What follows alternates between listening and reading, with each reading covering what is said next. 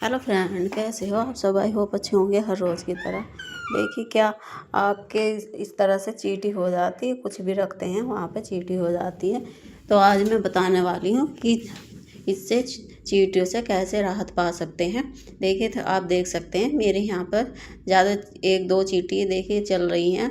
तो कभी कभी बहुत ढेर सारी चींटियाँ भी हो जाती, तो हम क्या करेंगे, इस तरह से हींग लेंगे। हींग आप सभी जानते हैं, बच्चों को तो खाना पसंद नहीं होता, बड़ों को भी, क्योंकि कड़वा लगता है, किसी को भी इसकी स्मेल पसंद नहीं होती। तो हमें इस तरह से थोड़ा सा लेना है और इस तरह से अच्छे से हमें घोल देना है। तो आप इसमें गर्म पानी ले, गर्म पानी से जल्दी से घुल जाता है। तो हल्का गुनगुना, तो इस तरह से आपको इसमें घोल देना है अच्छे से। जब ये मिक्स हो जाए, देखिए हम इस तरह से इसको अच्छे से घोल देंगे। देखिए थोड़ी देर के बाद आप देखेंगे ये घुल जाएगा थोड़ी देर में। तो आप फिर आपको क्या करना है, इस तरह से कोई भी जब ये घुल जाए तो आपको स्प्रे बोतल हो तो उसमें भर सकते हैं। देखिए इस तरह से घोलने के बाद आप देख सकते हैं इसका कलर चेंज हो गया, ये पूरा घुल गया है, आप देख सकते हैं इस तरह से। अब हमें क्या करना है, इसे स्प्रे बोतल में डाल देना है और जहाँ पर चींटी है ना, तो उस पर वहाँ पर स्प्रे कर देना है। देखिए मैं आपको दिखाती हूँ, आपको इस तरह से स्प्रे कर देना है स्प्रे बोतल में डाल के। और फिर आपको 5 मिनट के लिए ऐसे ही छोड़ देना है। 5 मिनट के बाद यहाँ से सारी चींटी गायब हो जाएंगी। फिर आपको वहाँ पे क्लीन कर देना है कपड़े से। तो देखिए इस तरह से मैंने 5 मिनट के बाद छोड़ने के बाद आप इस तरह से क्लीन करेंगे ना, तो जहाँ इसकी यहाँ की सारी चींटी गायब हो जाएगी, जहाँ भी आपके यहाँ चींटी हो रखी होगी। तो आप इस तरह से, मैं तो हमेशा शाम को भी अपना काउंटर साफ़ करती हूँ, तो तभी भी इसको हल्के से स्प्रे कर देती हूँ, फिर इस तरह से क्लीन कर देती हूँ। तो मेरे यहाँ पर जल्दी से चींटी नहीं होती है।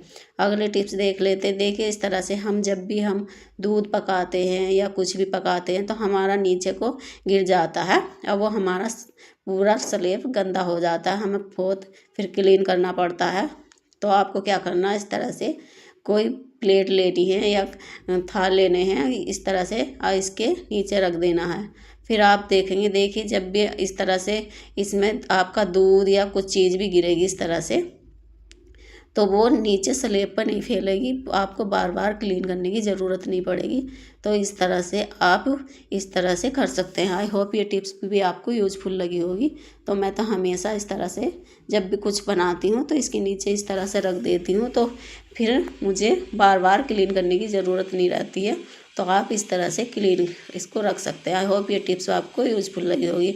अगली टिप्स देख लेते हैं। देखिए जो छन्नी होती है हमारी ये स्टील वाली, तो ये काफ़ी ऐसे गंदी हो जाती है, इसमें ये इस तरह से जम जाता है। तो हम इसको क्या करें, इस तरह से इसको गैस पे जला दें। देखिए इस तरह से आपको करना है, जितनी भी इसके अंदर गंदगी फंसी हुई होगी ना, तो वो सारी जल जाएगी। इससे बढ़िया वेस्ट तरीका नहीं है इसको क्लीन करने का। तो आप इसको क्लीन इस तरह से करें।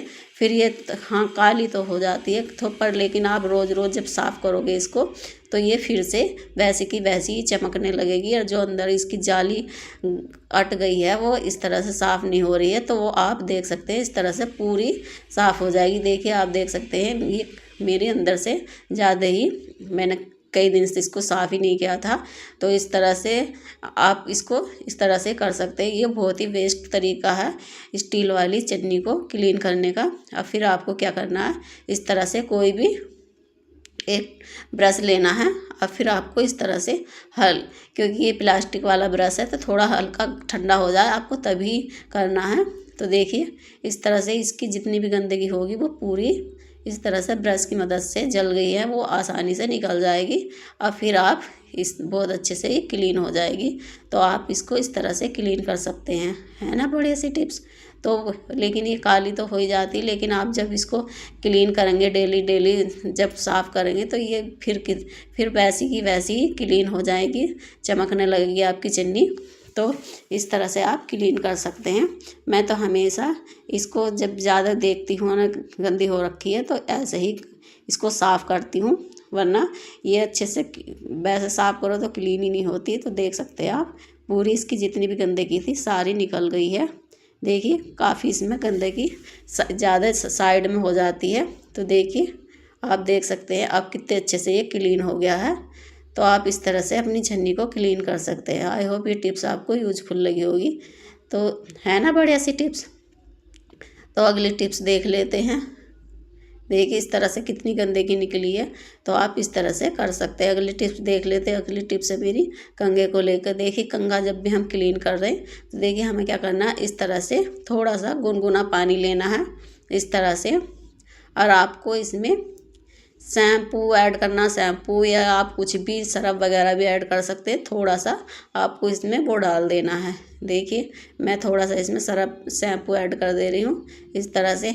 इससे क्या होगा, जितना भी इसके अंदर बैक्टीरिया वगैरह हो जाते हैं वो भी ख़त्म हो जाएंगे। जैसे कोई हम कहीं जाते हैं तो कोई भी हमारा कंघा यूज़ कर लेता है तो किसी किसी को तो वो हो जाते हैं, उनको नुकसान करता है। तो आप इस तरह से इसको क्लीन कर लें तो इसके जितनी भी गंदगी होगी पूरी साफ़ हो जाएगी, अच्छे से क्लीन हो जाती है। तो इस तरह से हमने गुनगुना पानी लिया है और इससे देखिए ब्रश की मदद से हम इसको अच्छे से क्लीन कर लेंगे इस तरह से। तो मैं तो हमेशा जितने भी मेरे कंघे होते हैं तो मैं इस तरह से सारे कंघों को इस तरह से क्लीन कर देती हूँ।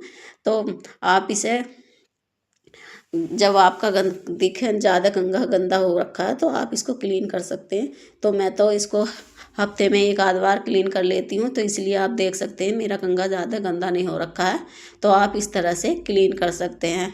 तो ये सबसे बेस्ट तरीका है इसको कंघे को अच्छे से क्लीन करने का, क्योंकि इसमें जितने भी बैक्टीरिया वगैरह या कुछ जितने भी वो होंगे सब निकल जाएंगे। देखिए और आपका कंघा फिर से नए की तरह चमकने लगेगा। आई होप ये टिप्स आपको यूजफुल लगी होगी। आप देख सकते हैं ये कंघा कितना साफ़ हो गया है। तो आप इस तरह से क्लीन कर सकते हैं। देखिए है ना बढ़िया सी टिप्स। तो मैं आपको धुल के भी दिखाती हूँ। देखिए ये पूरा अच्छे से क्लीन हो गया है। तो आप इस तरह से अपने कंघे को क्लीन कर सकते हैं। देखिए पहले की तरह नए के जैसे लगने लगा है। तो अगली टिप्स देख लेते हैं। देखिए जो एलोवेरा जेल होता है, ये होता है एलोवेरा, इसको निकालना बहुत ही डिफ़िकल्ट काम होता है। और जो हम वैसे निकालते हैं तो इसमें गुठली गुठली सी निकलती है, या हम कैसे वैसे किसी तरह से भी निकालें तो हम इसमें गुठली वगैरह ही निकलती, क्या फिर हमें पीसना पड़ता है। तो आप क्या करें ना, आपको पीसने की ज़रूरत है, एकदम आपका बढ़िया से एलोवेरा जेल निकल कर तैयार हो जाएगा। देखिए इस तरह से आपको कंघा लेना है और कंघा आपका साफ़ होना चाहिए क्लीन, क्योंकि आप फेस पर लगाओ या कहीं पे भी लगाओ तो लेकिन आप ऐसे ही डाल दोगे कंघा तो वो नुकसान करेगा। तो इस तरह से आपको कंघे को क्लीन कर लेना है पहले, फिर आपको इसको यूज़ करना है। देखिए है ना इस तरह से। अब ये बहुत ही अच्छे से इसका जेल की तरह निकल कर तैयार हो जाएगा। ये जितना भी है एकदम बढ़िया से जैसे जेल होता है वैसे निकल जाएगा। तो आप इस तरह से फिर आपको बालों में लगाना है, फेस पे लगाना है, कहीं पे भी लगाना है तो आप इसको यूज़ कर सकते हैं। देखिए इस तरह से अच्छे से ये निकल जाता है पूरा एकदम बढ़िया से। तो आई होप ये टिप्स आपको यूजफुल लगी होगी, और जो टिप्स अच्छी लगी तो चैनल को लाइक सब्सक्राइब करना ना भूलें। तो इस तरह से आप कर सकते हैं, है ना बढ़िया सी टिप्स। और जो हमारी वीडियो अच्छी लगे प्लीज़ चैनल को लाइक सब्सक्राइब करना ना भूलें। इस तरह से आप इसको जेल को निकाल सकते हैं, अब इसको यूज़ कर सकते हैं। आपको कैसी टिप्स लगी? थैंक यू पूरी वीडियो देखने के लिए।